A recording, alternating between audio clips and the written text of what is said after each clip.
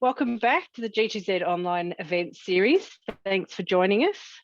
In the spirit of reconciliation, we acknowledge the traditional custodians of country throughout Australia and their connections to land, sea and community. We pay our respects to the elders past and present and extend that respect to all Aboriginal and Torres Strait Islanders. My name's Nell Thompson. I'm the coordinator of the National Getting to Zero program, or as we call it, G2Z. I'll be hosting the webinar for you today, but we will blame any glitches in the internet or Zoom on the tech gods, nothing to do with me. Getting to Zero was developed by the Animal Welfare League of Queensland, and they continue to support it to this day. G2Z offers its consulting, support and educational services at no charge to local governments and not-for-profits across Australia.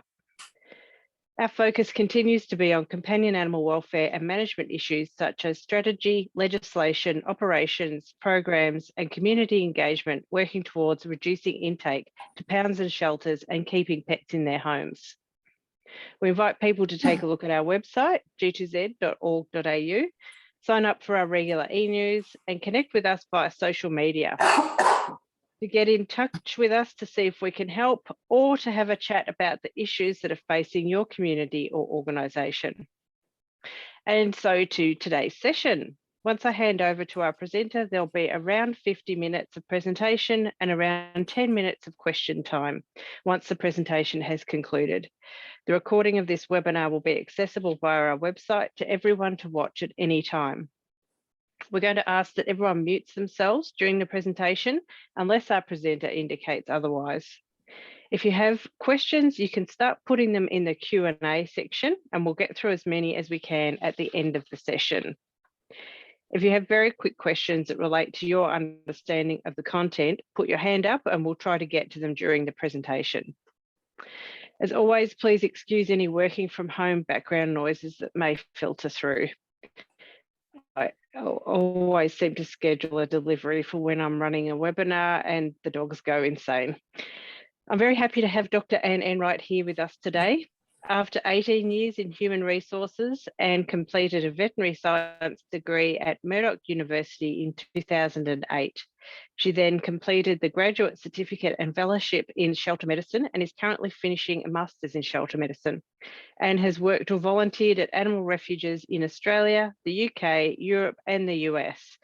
Some of her proudest achievements are assisting shelters improve operations with amazing financial and welfare outcomes, establishing community veterinary clinics and co-founding special interest groups as a resource for disease management, operations and network opportunities. Currently, she's working with international groups to expand networking opportunities for animal welfare organisations.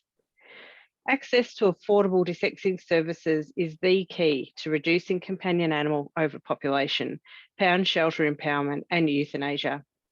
Committed to reducing unnecessary euthanasia, Anne has helped establish Westside Community Desexing, a not-for-profit veterinary clinic providing affordable desexing services to the communities in Melbourne's western suburbs. Her goal is to assist animal welfare organisations make positive changes for the animals in their care. Her motto is to make a difference and shape the future. Welcome, Anne, and over to you. Thank you, Nell. Can you hear me? I'm not muting myself, have I? No, you're perfect. Okay, good. Hello, everyone, and welcome, and thank you for joining us, and thank you for those people from international places. It's really good to see you join in. And hi to Pablo. I'm just letting you know that you're famous because my cat's called Pablo and was the inspiration behind us setting up our desexing clinic. So just letting you know that you're famous. Just wanting to talk to you about some ideas that have been sort of bubbling up out of the ashes, so to speak, of COVID-19, which we're all familiar with, and some ideas that are starting to take some action and get some momentum in trying to keep animals out of shelters and pounds. This was up as the intro, and I'm sure you've all read it. As I said, there's a move away from shelters. We all know that shelters and pounds are the last place that animals should be. And it's really exciting to be part of this new community foster-centered system, which is starting to take shape. I've just got on the screen here, if you could just put in the comments and we'll chase them down later. Just a couple of dot points, don't need any essays. And I'm just really keen to know what you as foster carers and not-for-profits, rescue groups, what do you feel that you need support-wise to keep animals out of the shelters? Now, I know money is going to be one of them, and that's okay, you can put that down. But what else do you think that you need? Because that will just maybe highlight a few things that we can work on. And also, this is sort of a personal request, the last one down there in the bottom, I'm actually finishing off a master's in shelter medicine with University of Florida. And one of the things I have to do is a project. And I elected to do, as my project, develop a manual or a toolkit or whatever you want to call it, aimed at rescue groups and foster care networks and so forth. And what I want to create is something that will be really useful, help move everybody toward creating like best practice and standards and to getting some sort of standardization starting to develop. And I was hoping if you've got any ideas that you could just put a note down there as well as to what you would like to see included in this toolkit so that I can try and develop that so that it's relevant and useful. So that would be really appreciated if you could do that. And whilst you're still thinking, just as we're clicking through things, just want you to sort of think about why you chose to listen today to what I'm about to sort of talk about.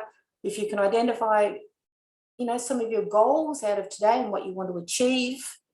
I make no apologies for soccer or football images because I like those a lot.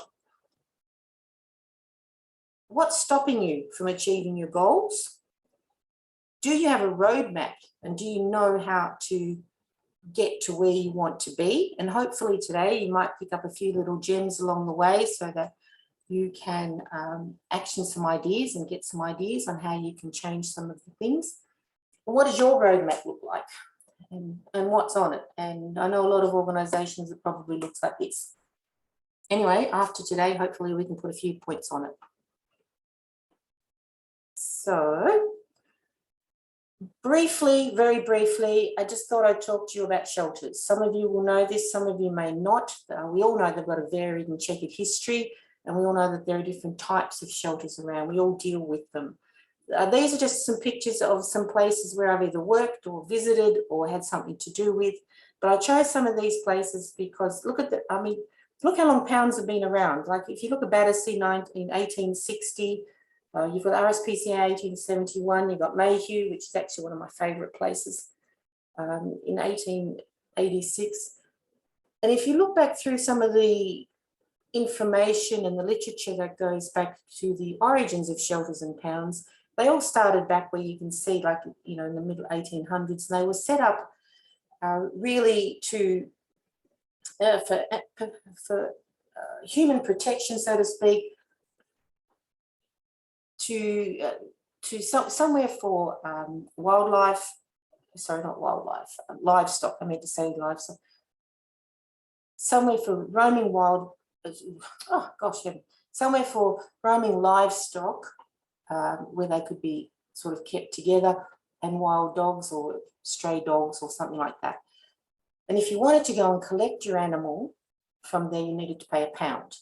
And so that's sort of the term where the term is supposed to have come from, that you needed to pay £1 to get your animal out of this area where they were being held. And as you can imagine, some were collected and some weren't. And some of the ideas that were started way back then have carried through. Some have been developed and changed, obviously, but the whole concept of holding animals, stray animals, is still live today.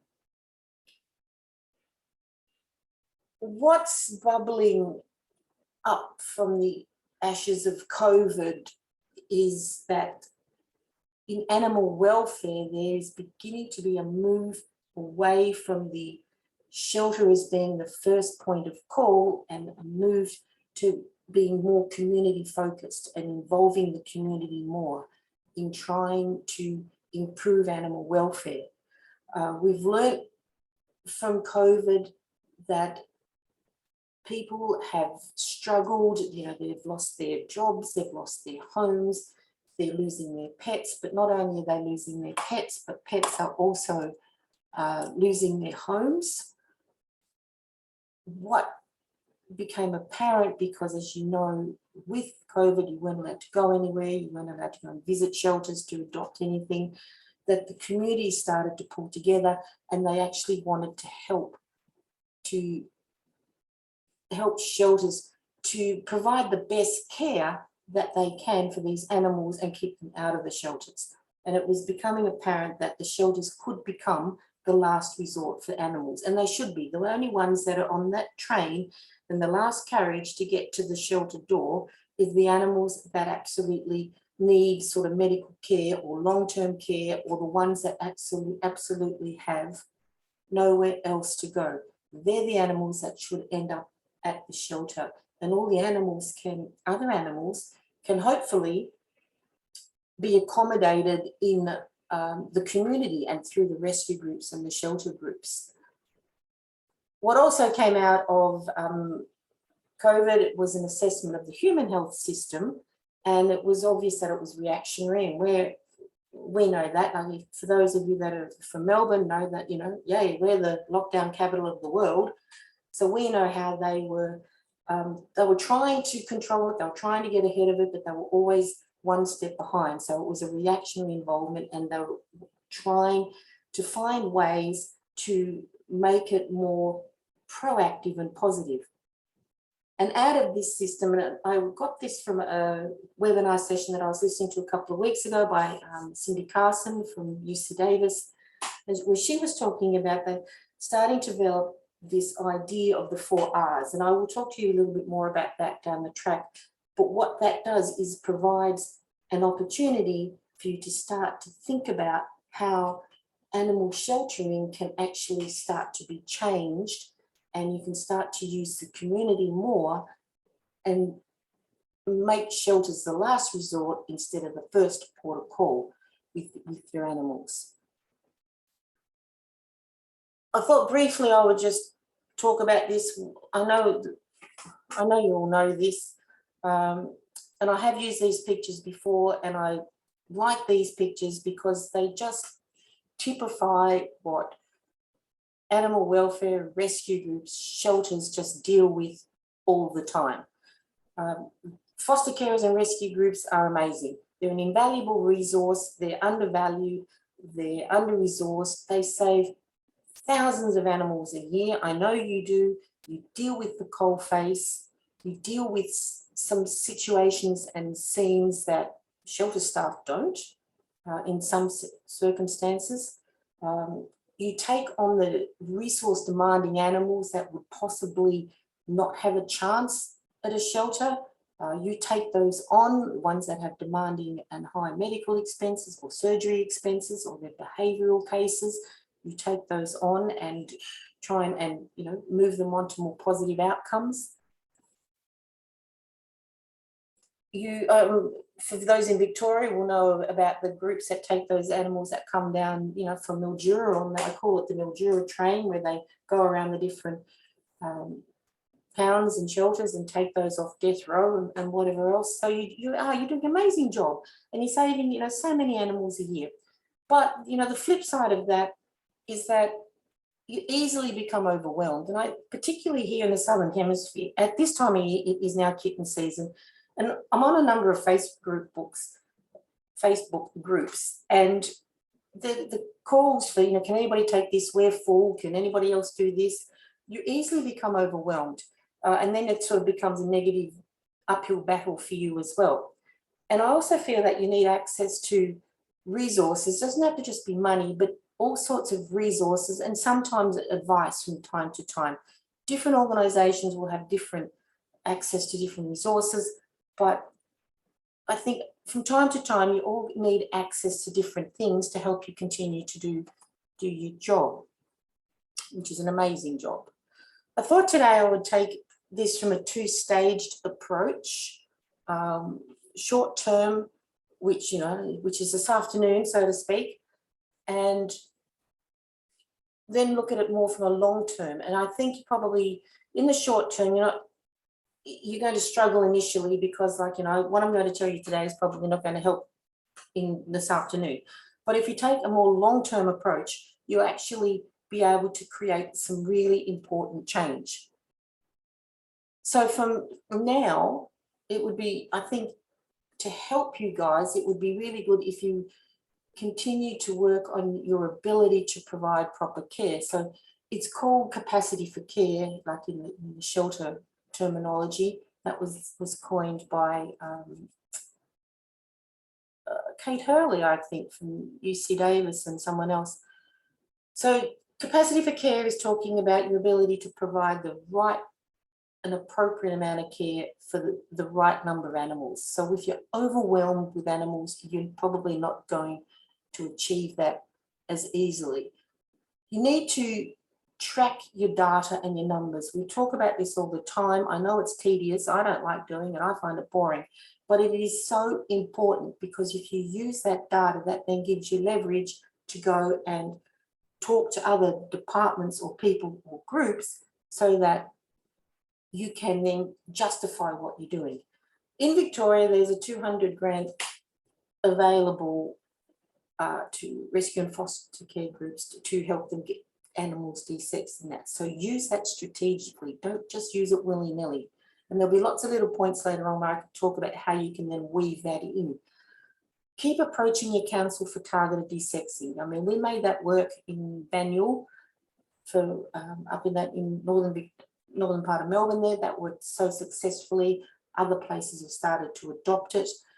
Jackie Rand is running a similar sort of a program up in Queensland. I'll talk about that a bit later as well, briefly. She's running a targeted de-sexing program there. She has shown that within 11 months of doing targeted de-sexing, shelter intake was reduced by approximately 50%. So keep approaching your councils to see if they would be interested in assisting you do that. Assisted rehoming program with pet rescue. Vicky Davies was talking to me about this a few weeks ago. So investigate these sorts of opportunities. These will help you keep animals out of the pounds and shelters where sometimes they would go to be rehomed. You can do it through the back door, so to speak.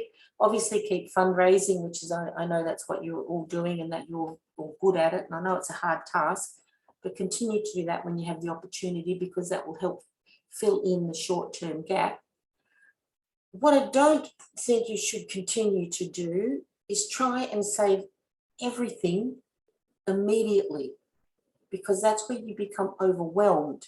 And you need to be careful that in trying to save everything immediately, what you think needs to be saved now, you need to ask the question, does it need to be saved now? Can it wait a little bit and help you get a bit more time to do a few more things that will then enable you to work well with that particular animal or litter or group of animals that you think needs to be saved today? Maybe put it off for a week, and it will just give you a buffer.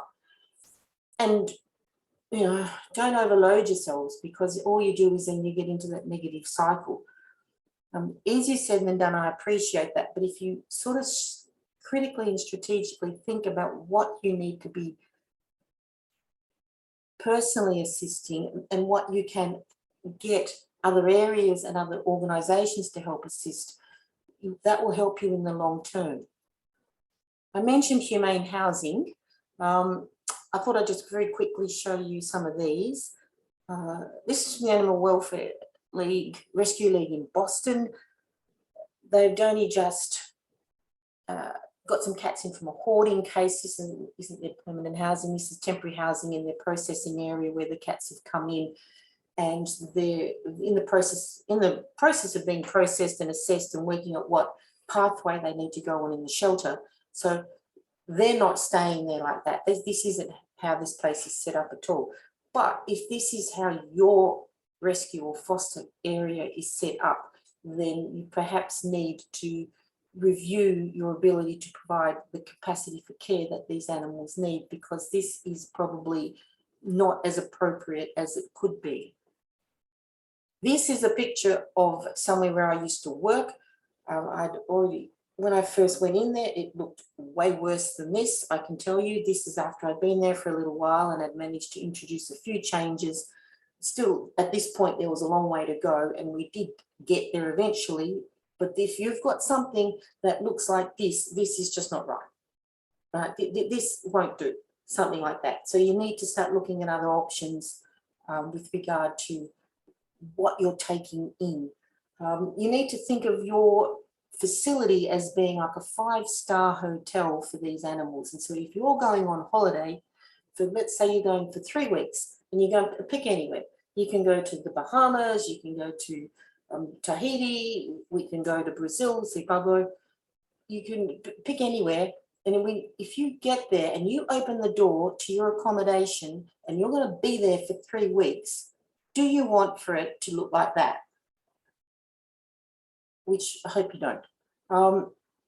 This was set up at a conference, the Million Cat Challenge, Animal Care Expo, 1 year when we were allowed to go. So the Million Cat Challenge team set this up to try and reinforce to people that if you have animals singly housed, that is the equivalent of what you would have to stay in for 3 weeks. And so I'm just sort of trying to show you how you need to really think about your housing and what you can deal with, because if you can't provide a 5-star resort, so to speak, then you need to look at other ways to try and keep the animals out of your facility and definitely out of the shelters. I mentioned this before, the 4 R's. This is sort of, Cindy Carson was talking about this a few weeks ago. This is some ideas that have sort of started to develop and come up out of sort of the 18 months of COVID, and when people have been reassessing what they've been doing and looking what they've had to put in place quickly to cope with a situation that was very, very sudden and had a lot of restrictions on it. And this is actually going different parts of this will be relevant to different groups and at different times. But this is where you need to really think about what is the right thing to do at the right time. So, and also this is where you need to think about what I think is the right thing to do. Is it? So this might be where you might need to make a little bit of a rethink. But for example, if we take a mum and kittens and they're in an industrial estate or they're in someone's shed in their backyard, and it's a mum and we've got 4 10-day-old kittens, right?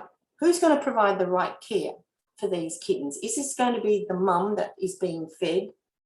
Or is it going to be if somebody goes in, traps all of them, takes them away, the mum doesn't sit well in the shelter or in your facility, she gets stressed, she can't feed the kittens, so then somebody has to try and bottle feed little 10-day-old kittens. So who's going to provide the better care?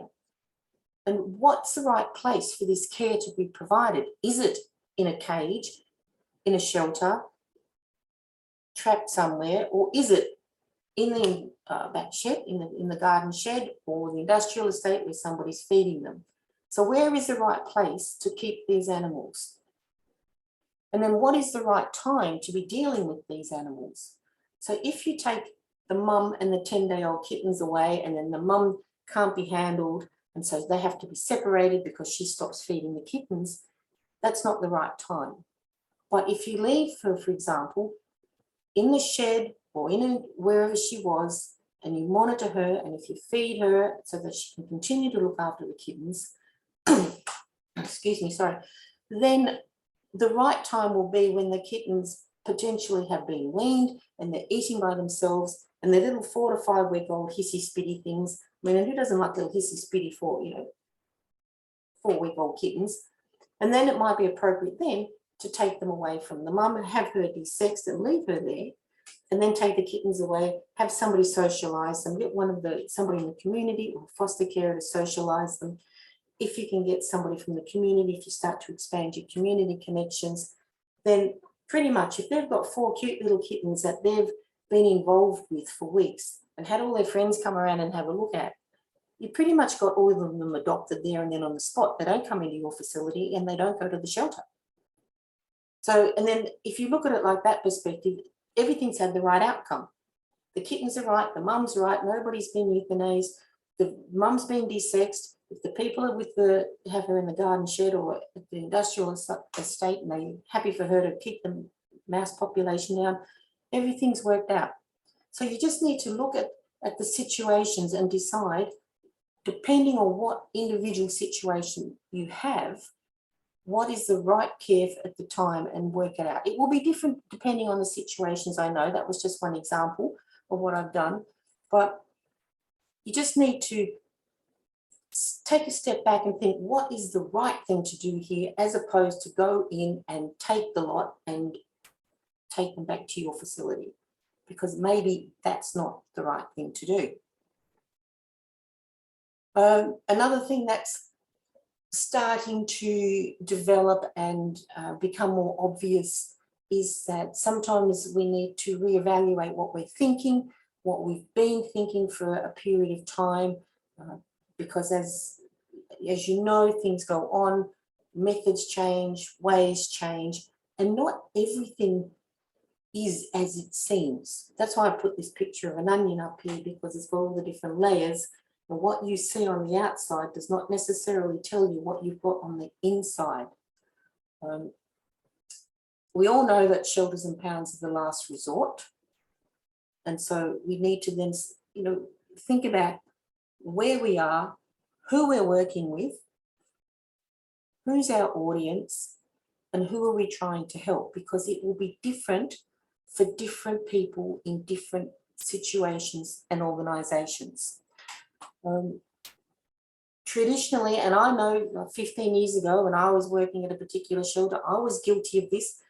Anybody that came in and wanted to surrender their cat were clearly judged and they were considered to be a bad owner. Why would anybody surrender their cat? I would never surrender my pet.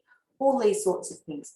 But what you need to appreciate, and what I didn't at the time, I do now, but I didn't back then, was that there is always another underlying reason. And when I'm looking at that onion, I was looking at this person who was standing there in front of me telling me he needed to surrender his 13-year-old ginger tabby, and I can still see it now, his 13-year-old ginger tabby, because he'd lost his job, he'd lost his house, he had to move in with his dad who was allergic to cats and had been taken to the hospital twice by the ambulance because of asthma attacks with the cat. So somebody had to go. It was either the cat or he had to move out with the cat. So he came in with this 13-year-old cat wanting me to rehome it. And it was kitten season, and I just looked at him and said, I can't do this, and told him the cat will be dead by the end of the day, which is exactly what happened. And he left, and we all thought, well, he was a bad owner. But it wasn't the case.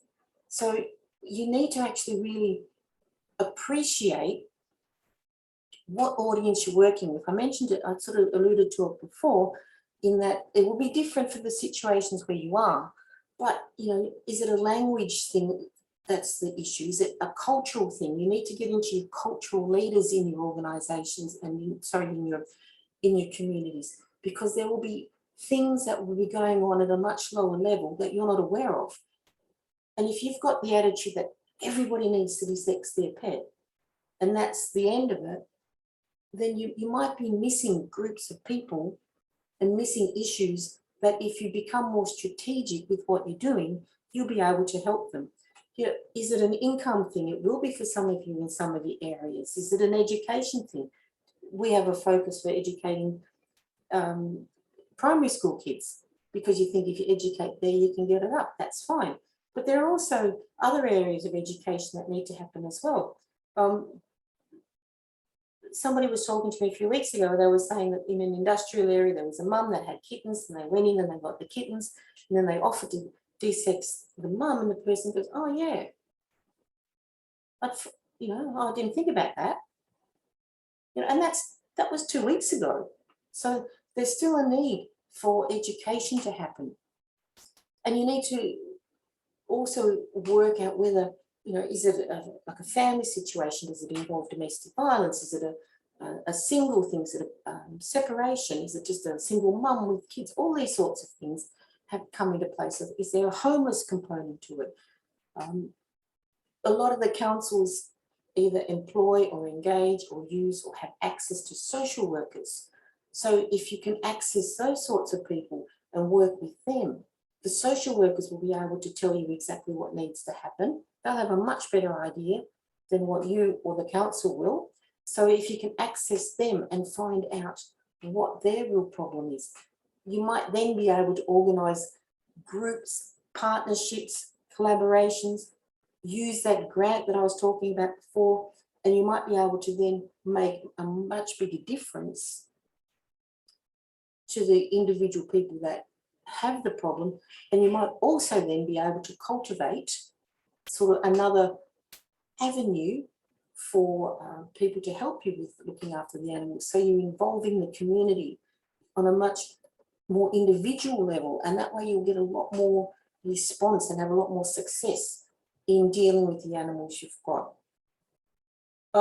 Like I said, you need to identify the real reason for the pet being surrendered. Like my example that I gave with the man with the ginger tabby and his asthmatic father, there was a valid reason, and we didn't get to it. There's still a need for community education too, to desex the mum. People think we get the kittens desexed, that's fine, but they don't seem to think that we need to then, desex the mum or the males. I know it takes two to tango, but there's still this idea that you don't have to do it. And what's becoming obvious is that there's an increasing trend for community involvement. The community is becoming less accepting of animals going into shelters, and some of the outcomes of what occurs in some of the shelters, not all of them, but some. The community is becoming less accepting of that, and they're demanding higher standards and conditions, and they're wanting to become more involved. They're asking and seeking more transparency in a lot of the things that are going on in the legislation, in shelter reporting. So there's a much greater interest on the part of the community. So that is your opportunity to get that and harness that and try and use that to target what you actually need to in your area. This was sort of, I set this up as sort of a more long-term goal. You need to get safety net programs in place. Some of you will have those already. Some of you will be trying to get some of them up. These are just some that I could think of as I was thinking of all the different things that I've been involved in. It's becoming it's more community-based and foster-centric. And if you're running foster organisations, you will be very much aware of that. You need to be involving stakeholders. That could be the council, it could be rangers or animal control officers. It could be different community groups, legislation. We're working with animal welfare, the Department of Animal Welfare, on a few different things. So you've got different levels of different components depending on where you are. Partnerships, I love partnerships. I'm always trying to develop partnerships with organisations that want to actually move animal welfare forward. We know that events, fundraising, so forth, you all do that. I appreciate affordable desexing in community veterinary services may be an issue for some of you, which is why we set our place up out in the western suburbs, because there was a need out there, and I appreciate that you may not always have an opportunity to have access to that, but that's nothing to say that you can't form partnerships with other organisations. And then for Victorians, go back and, for example, use that grant money, $200, that might make it much more attractive to veterinary organisations that will then be in a position to help you more successfully. Involved in transfers, I mentioned before, that train of cats that come down from Mildura, that everybody goes out and collects cats from. And I know, like, for those of you in America and that you do transfers, you do it a lot more frequently and successfully than what we do here, and we probably have it organised very successfully in some parts and could do some improving in others. pet-friendly housing in Victoria, there's been legislative changes that we know of where people are allowed now to have pets in their housing, but as you know, there's ways that that's manipulated a little bit, so you could have opportunities to look at setting up pet-friendly housing avenues. Pet food distribution centres, that works well. I know in the States, maybe there's an opportunity here in Victoria or Australia to sort of try and consolidate that a little bit more effectively. But there's lots of different things, and you know, this whole circle isn't going to be, all of it's not going to be relevant to everybody, but there will be, hopefully there'll be one part of this that you'll see and you think, oh, I can do that, or maybe I can go and investigate that a bit more. But I mean, and setting up partnerships and collaborations with other organisations would be a key thing for you to do, because that way you get to share your resources and you're not actually both spending the same amount of effort and money and doing the same thing, where if you combine it, you can save.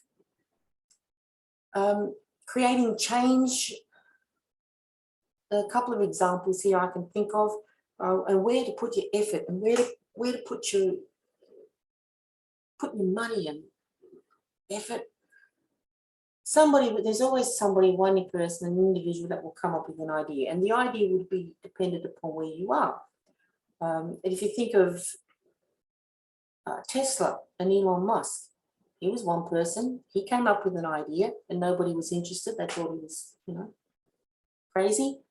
And then a few people started to take interest in what he was doing. A few people got on the bandwagon, and those were the lucky ones, because they're the ones now that are making a lot of money. And then there's this other group here that like to wait and see if it's being tested and see if it's going to work, see if it's, you know, any value in it. And then there's a big queue for it. And then, of course, you've always got the group at the bottom that just aren't going to be swayed at all. Doesn't matter what you say, do, and what you present, they're not interested. Don't put your money, effort, and ideas into that group just yet.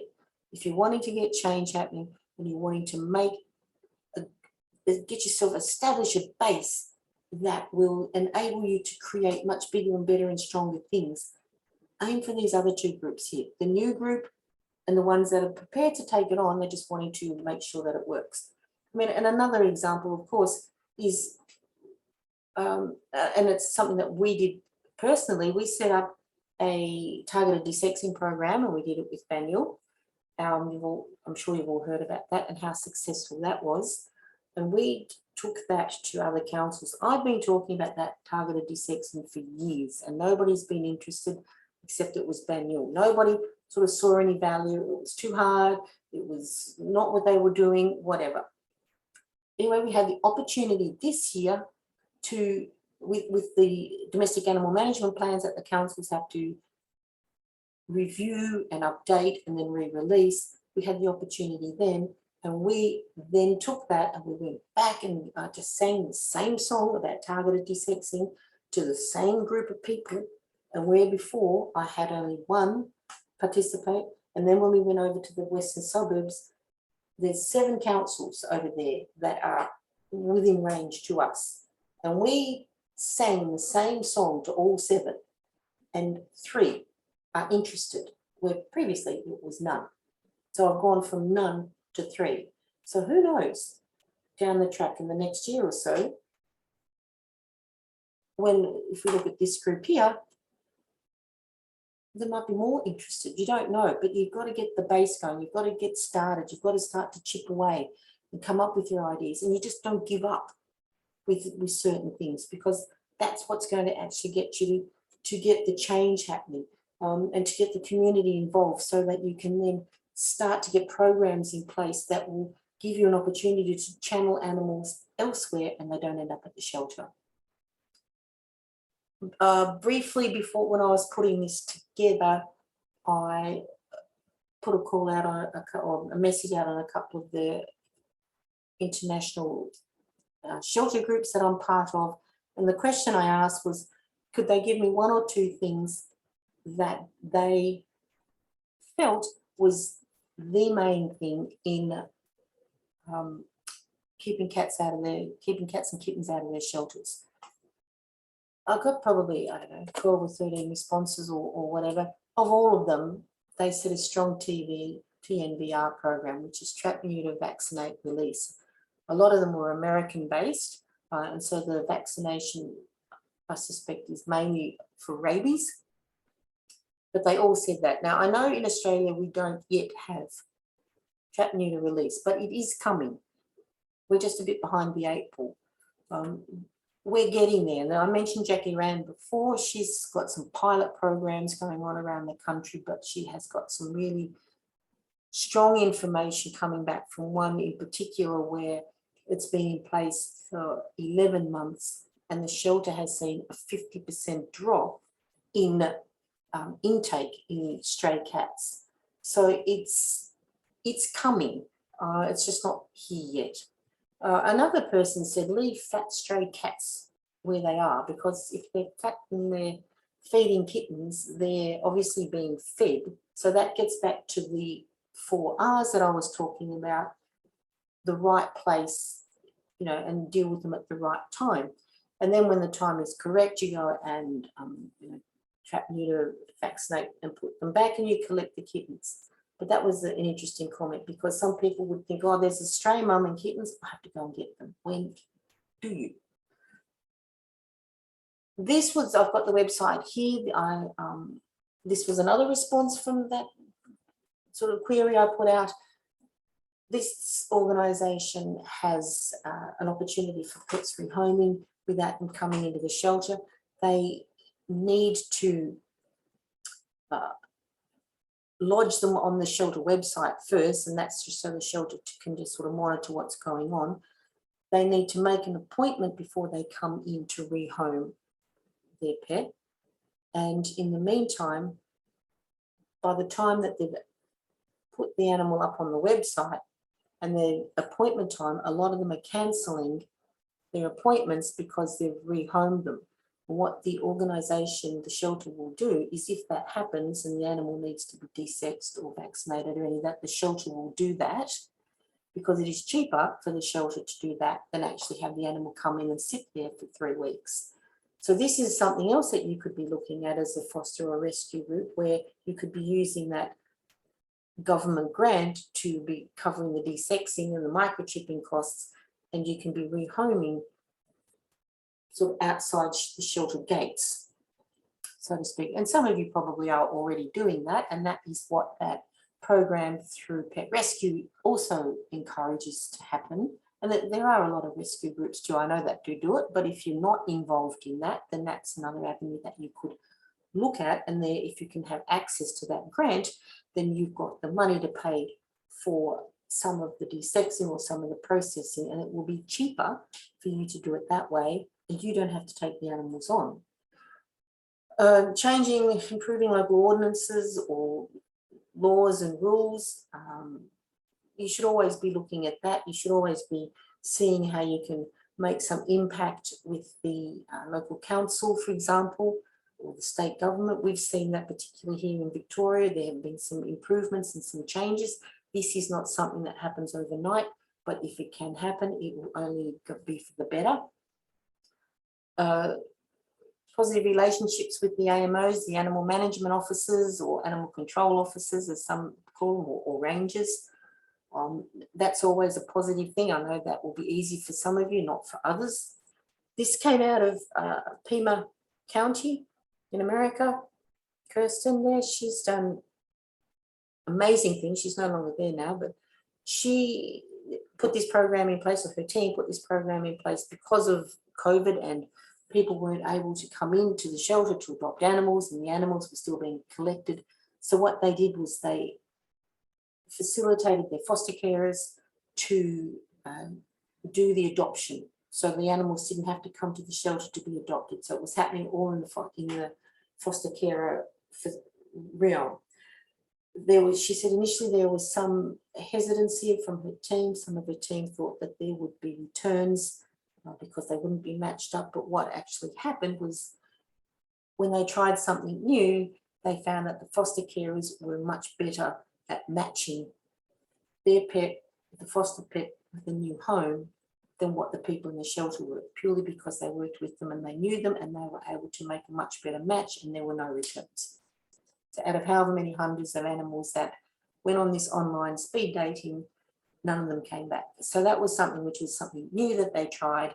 It was new water, and it turned out to, to go really well. So if you don't try things, you don't know what the outcome is going to be. And it's not everything you try will work. And if it doesn't, it's not a failure.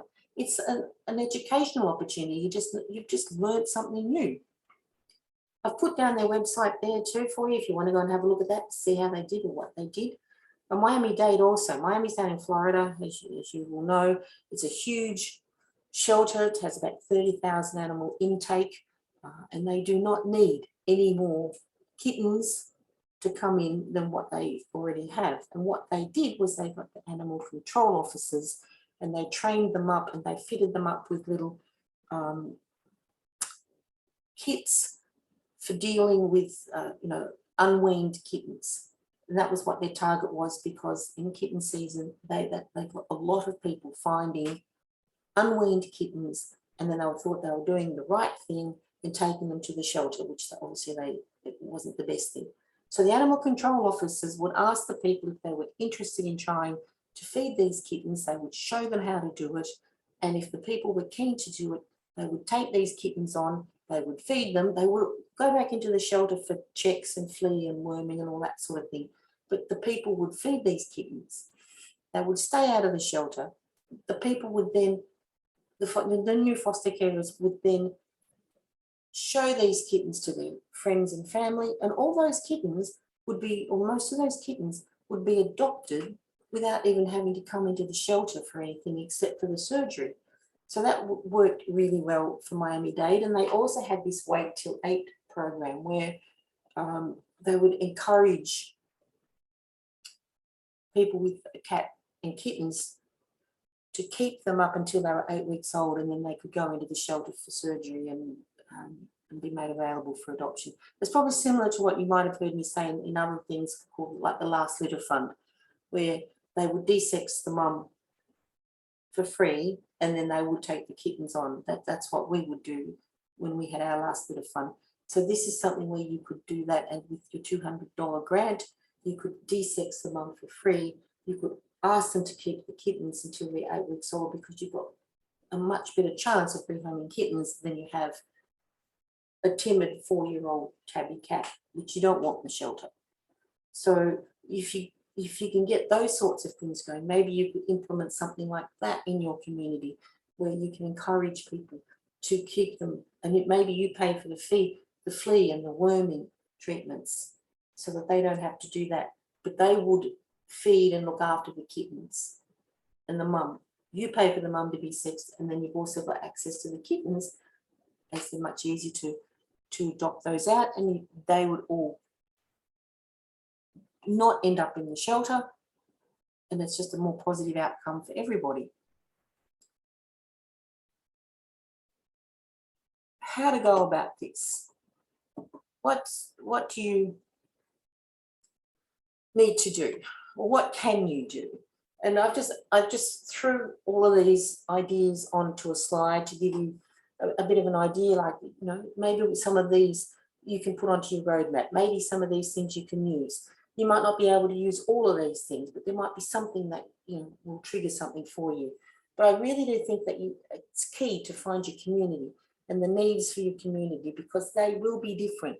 And your idea, your whole idea, which is what you've operated with for the past how many years, months, years, whatever it is, maybe it's not quite a good fit or the right fit, and you just need to tweak a little bit, and you'll be able to achieve a lot more things. Collaborations and partnerships are fantastic, and you will be able to access a lot of additional resources and use your money more wisely if you can do that. Your submissions we talked about, and your council, so forth. Keep fundraising. I've got here monitor others' progress, and what I mean by that is to just find all these organisations. And there are a lot coming out of America, because they've got the resources and they've got the numbers and they've got the knowledge there, and they're coming up with some really useful information. And you may not be able to use all of it, but you might be able to just use 5% of a new idea. And if you can incorporate it and try a new program, you just might find that it works for you and that it helps you. You've always got to keep trying new things. You can't keep the same idea, and you can't keep putting the same idea on top of every situation you come across, because it's not always going to be the best fit. So I suppose I'm really challenging you sometimes to think outside the box and just try something a bit different. And when you start knocking on doors, like I say, you know, ask the council for help, or go and offer to help the council. You knock on their door and they may not open, but that's today. And they may open the door down the track. You don't know, but don't stop knocking. And then the final thing that I've just got there, which is really just a reminder for my own personal reason, for the toolkit that I have to do for the project, if you can think of any ideas that would help you in achieving what you're trying to achieve and enabling you to continue to doing all this fantastic work that you're doing, please just let me know. I'd be most appreciative of it. And if you need any help, or you want to have a chat, or you want to ask me something or raise any issue, that's my email address down there at the bottom. You could use that, or info@g2z, is it .org, Mel? I can't remember off the top of my head, but there's the G2Z. Yep, .org.au. There's the, obviously G2Z has got a lot of resources and useful things. So please reach out. Don't do everything by yourself. Reach out and ask people that have tried it, have ideas, and you can come up with something new. Work together and come up with something new. Anyway, that's all I've probably got to say for today. So if anybody has any questions or anything they want to ask or comments, be happy to help. And thank you. Thank you for taking your time. Thank you for international people, because America, you're probably trying to get ready to go to bed. Thank you, Anne. That was fantastic and so comprehensive. There is so much information to impart, you know, around these topics. So it's a hard ask to get someone to do it in under an hour. So I really appreciate it. I mean, I think from a G2Z point of view, we really do, you know, everything that you've said is absolutely, we support and encourage, and just that individual community approach, because, yeah, as you said, each community is different, and there are different issues facing each community. So although we can have a roadmap, we can't necessarily do a cookie cutter approach to every situation. So those collaborations of stakeholder groups, you know, working groups, whatever they might be, are really important to bring all of that local knowledge together. All right, so are there any questions? I can't see anything in the Q&A. There was a query that came up in the chat. We aren't allowed to desex the unowned mum cat. How can we change that? And where's that? I did see that. Where are they based? Gabrielle, are you in Victoria? I'm assuming. I've lost it now. I had it before, now I've lost it. Tasmania. Tassie. Yeah, I don't know a lot about Tassie and so forth. What we did with Manuel was that if it was unowned, but somebody was happy to continue feeding it and happy to have it microchipped in their name, so take ownership of the cat, we got around that way, in that the cat was microchipped to an individual or an organisation, so that there was responsibility for the cat. If the person was willing to continue to feed the cat and look after the cat, that's how we got around that initially. We got someone to take official ownership for it. They didn't have to bring it in and let it sleep on the end of the bed. They just needed to make sure that they continued to feed it, continued to look after it, and was microchipped in their name, and that worked successfully. Now that's our stopgap until we get TNR in, which I know we don't have, and I would really like, but that's coming. But that was the way that we got around doing that, by having somebody take ownership of it. Yeah, and the legislation, whatever the legislation states is ownership. You know, that's all you need to cover off on. So for here in Victoria, it's microchip and registration. And yeah, so that's really all you need to do. And some councils are happy to contribute a free registration, you know, particularly if they've had the situation explained to them. So that's all that need, you know, as long as those things are done, it can still live the life that it was living, but now it's desexed, it's microchipped, vaccinated, all of those sorts of things. So it's ticked all the legislation boxes, but it's also ticked the boxes for the cat as well, and probably the person who was taking care of it. So Gabrielle's also asked, how do we get a TNR pilot program here? Well, let's put Jackie Rand's hat in that one. Yeah. Jackie Rand at Pet Welfare.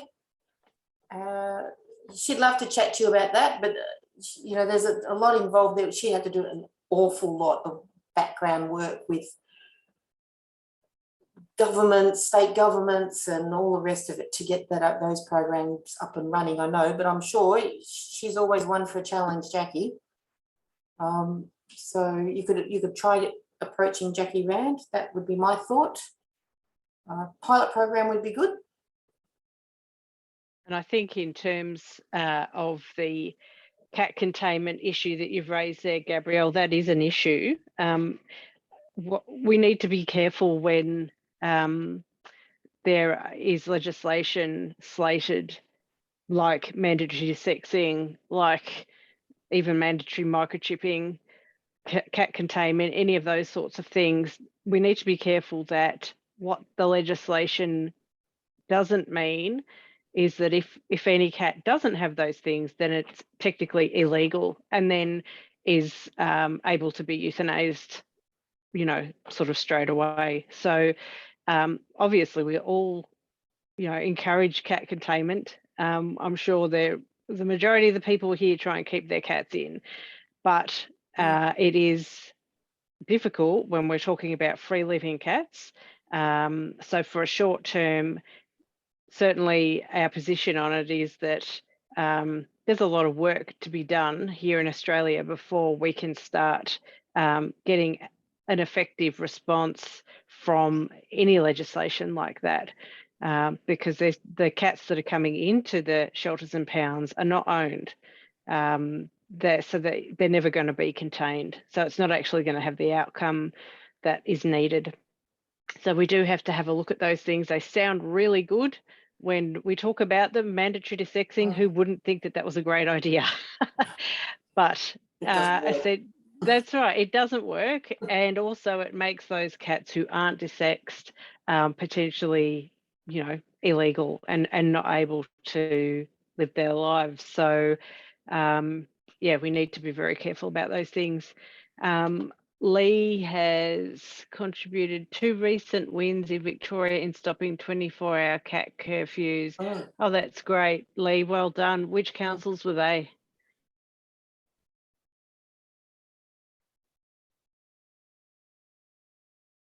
Don't know. All right, look, there's nothing in the Q&A.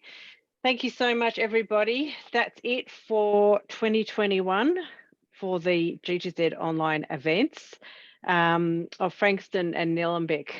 Good work, Lee. That's fantastic. Well done. Very well done. Thank you so much for your attendance today and probably throughout the year as well.